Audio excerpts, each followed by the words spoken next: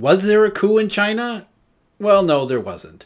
But the rumors were widely circulated, especially throughout Asia, India in particular, when Xi Jinping went quote-unquote missing for a couple weeks there in the middle of September. The widely circulated rumors across social media said that a coup had taken place because nobody could find Xi. And not only that, there was a couple, as these things go, there was a couple more added elements of mystery and intrigue. Apparently, 60% of flights in China were canceled. Some military general was suddenly reassigned, and everybody said, oh, he was a Xi supporter. Next thing you know, it was, oh my God, coup in China. But that wasn't true. There was a logical explanation for all of those things, including Xi's mysterious disappearance, which wasn't mysterious at all. He was simply caught up in his own COVID protocols.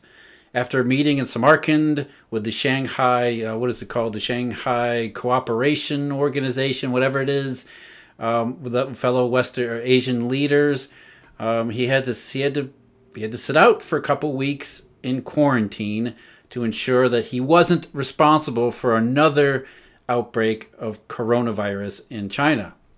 Flight cancellations, logical explanation for that. They've been running around 60% relatively normal, typically, simply because of the same thing.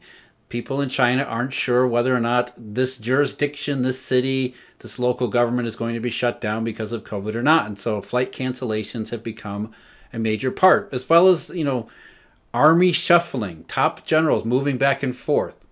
But what really gave the coup rumors legs and legitimacy was a fellow by the name of Song Ping. Now, Song Ping is 105 years old, and he's sort of maybe the spiritual, that's probably going too far for the communists, but he is sort of a very central figure in the Communist Party ethos, mythos, whatever you want to call it, where he has a very deep history. He's sort of an intellectual guiding light for many of the communists, or at least one faction of the communists, which makes all of this intriguing stuff that seem that much more legitimate.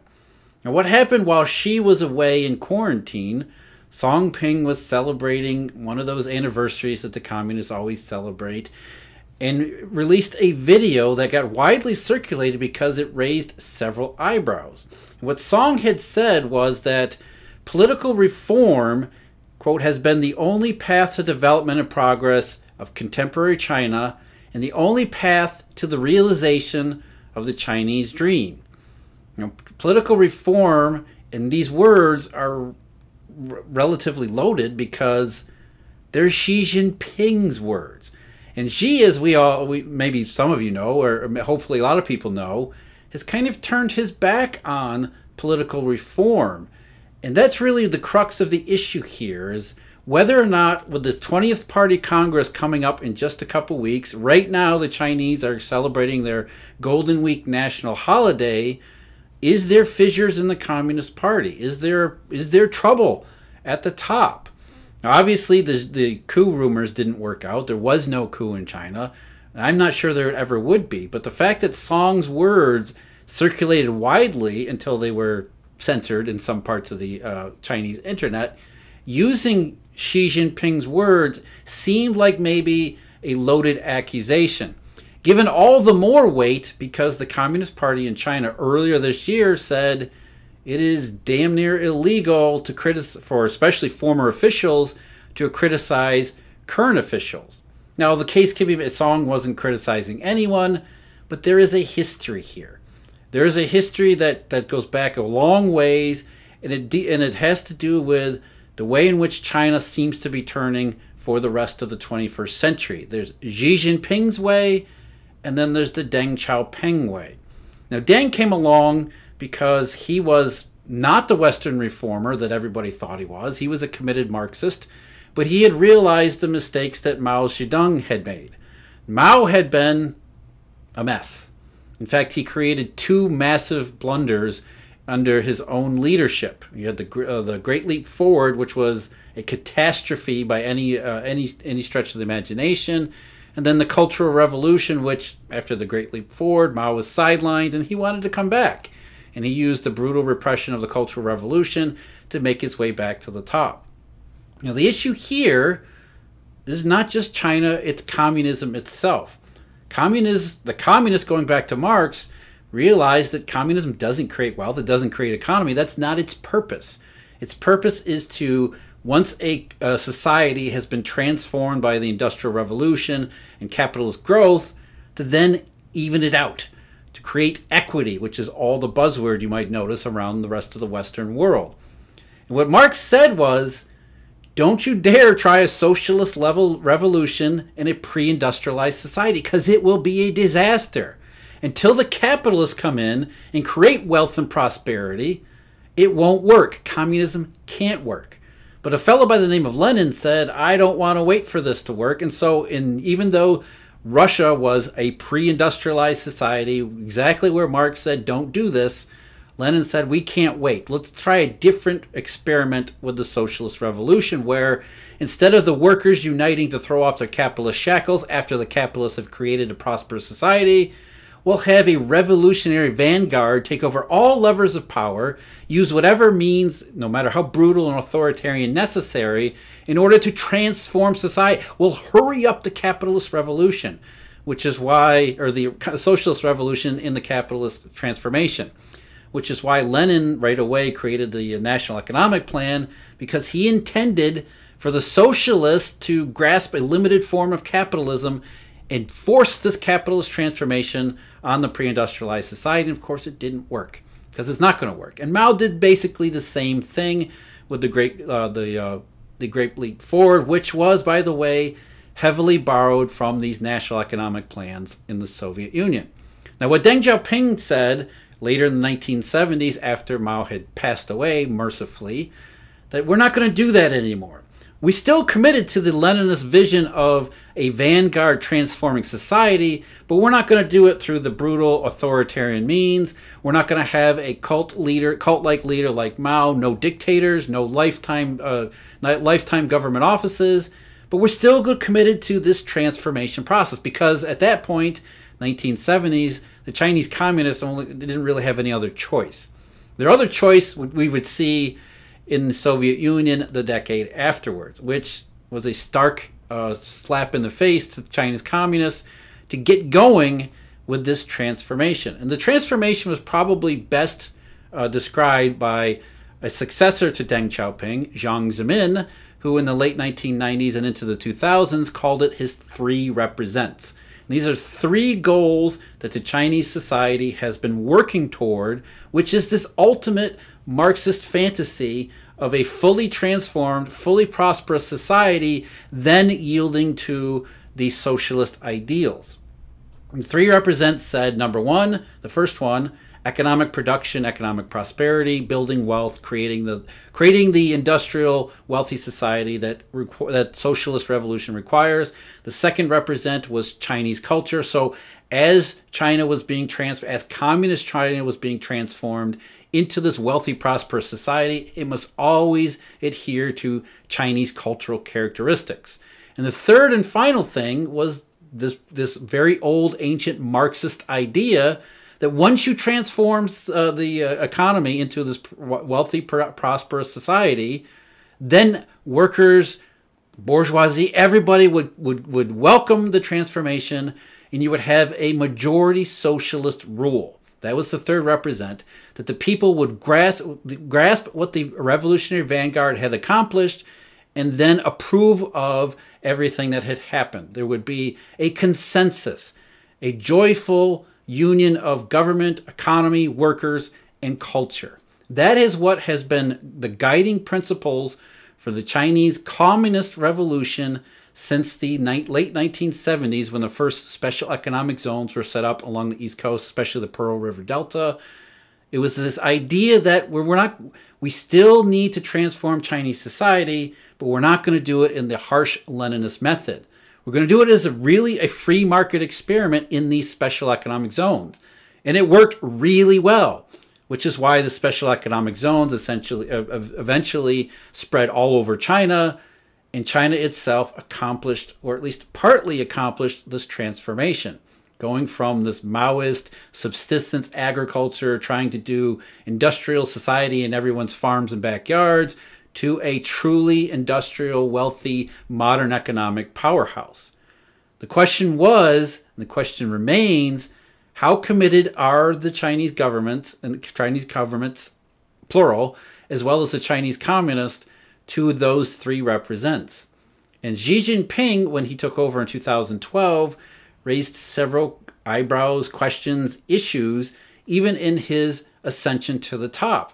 Because Xi, unlike others rivals at the time, like Li Keqiang, who is now China's #2, Li was, I think, slated to be China's #1, because Li was a technocrat like Deng, like Jiang Zemin, like Hu Jintao, who was at the time China's leader. And Xi was what's called a princeling, which is a different category. Even Xi's father had been a top party official during Mao Zedong's rule, had been purged through the Cultural Revolution, but yet he still held this family name cachet within the Communist Party circles. But the princelings acted very differently. They weren't necessarily committed to the same technocratic ideals under Deng Xiaoping that certainly Li Keqiang was, Wu Jintao, several others at the time, the middle 2000s, and along with a fellow who was another technocrat by the name of Song Ping. Now, Song has been involved in Chinese politics going back to Deng Xiaoping, as well as, the rumor, I think the famous one about Song Ping is that when Jiang Zemin was retiring in the early 2000s, he held on to a couple of top posts rather than relinquish them, which made everybody uncomfortable because we don't do that anymore. We don't have this Mao, this dictator. And apparently it was Song who talked Jiang Zemin into relinquishing 2 of the 3 posts so that Hu Jintao would take over. There would be a peaceful transfer of power, and we wouldn't have this kind of even just the hints of dictator for life that we now see from Xi Jinping. But in 2012, believe it or not, Xi went missing too before the 18th Party Congress, which by that point, he had already been sort of coronated. They had handed the reins over, or were planning on handing the reins over, which triggered a lot of, not necessarily backlash, but internal strife, because the technocrats started to get the sense that Xi, as a princeling, didn't think like they had. Xi, as a princeling, was a committed communist, but not to all 3 of the represents. He definitely thought about the second one, prioritized it. You can see it today. He talks about this all the time. China being China, Chinese culture. However, the economic part of it, that's kind of been taken out of his hands because China's economy, which used to be an ascendant system within the global hierarchy, has spun into trouble ever since he arrived. And really before he arrived, everybody had thought that the Chinese economy had weathered the global financial crisis, the global monetary crisis, the so-called Great Recession fine. But as it turned out, and it was already turning out in 2011 before Xi was even installed, that eventually the Eurodollar bell rings for everybody. Now, whether Xi could tell right away that meant that China's economic transformation was coming to an end, or whether he was quasi-committed to the first of Zhong's represents, that remains to be seen. We'll probably never know for sure. What we do know is that in what we call Eurodollar number 3, 2014, 2015, and 2016, when China's economy slowed dramatically, experienced all sorts of monetary and financial problems, they did give Li Keqiang, the technocrats, one last shot at fixing what was wrong. The Keynesian textbook, stimulus, fiscal, monetary, all that stuff in 2016 didn't actually work. So moving into 2017 and 2018, the 19th Party Congress, of course, which Xi then installed himself as what looks to be dictator for life because he removed all term limits for all the top posts. These age-old questions keep coming back. How committed is Xi to all 3 of the represents? How committed is Xi to the ultimate socialist goal? And what you hear from Xi Jinping is that He says he's still committed to all of them, except we know that, again, the second one, Chinese culture, very much so. The first one, he sounds common prosperity. Some of the later slogans sounds like he's made peace or at least accepted the idea that the economic transformation is done.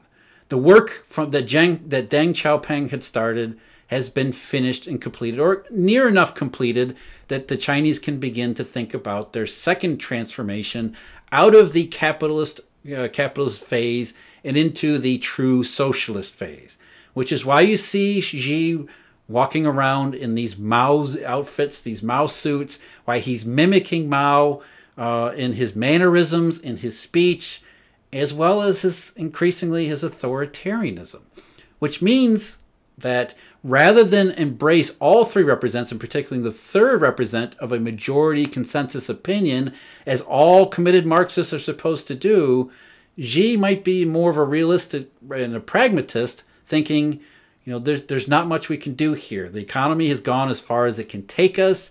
We're going to adhere to Chinese cultural characteristics. But as far as politics go, reform, and this is something that Xi talks about all the time, the cultural revolutions, the color revolutions, the revolutions that in the 1990s that brought down the communist governments, not just in Russia, but throughout Eastern Europe. So he doesn't seem to believe that China is ready for its political transformation because the other parts of the equation haven't yet been fulfilled, even though he's talking about it. And I think what he's doing is saying that the economy has gone as far as it can go, therefore we're going to declare victory. There's going to be a mission accomplished banner somewhere that he can celebrate China's communist transformation into this wealthy industrial powerhouse, but he knows it wasn't a complete one. Therefore, he has to turn his back on the third represent, which may be why Song Ping, seemingly out of nowhere, used his own words about political reform against him. Because Song probably knows, at least that's the idea here, that Xi has in fact betrayed the principles of the technocrats, at least, the technocratic wing of the Communist Party. So what does all this mean? What it means is that the Chinese are wrestling with the consequences of lack of economic growth over the last 15 years.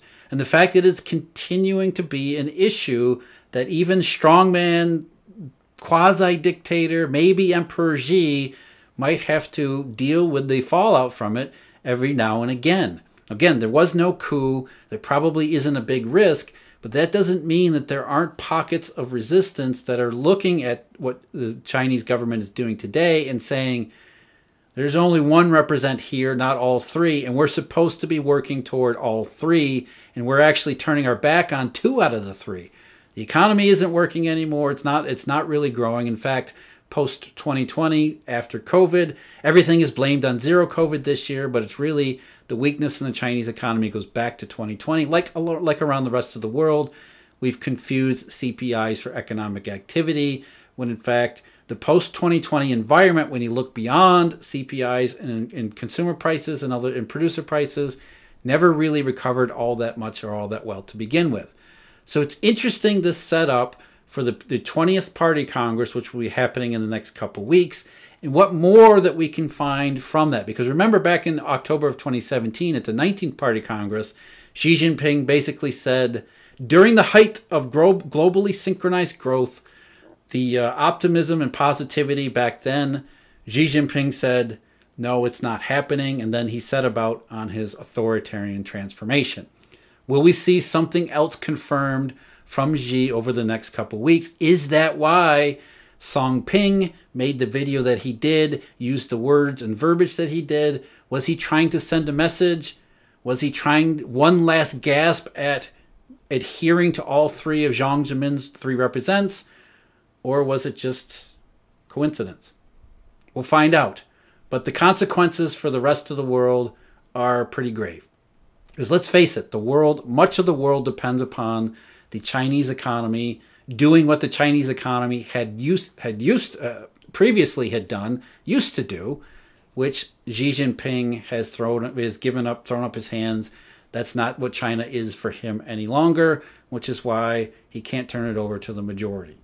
So the consequences extend far beyond Xi Jinping,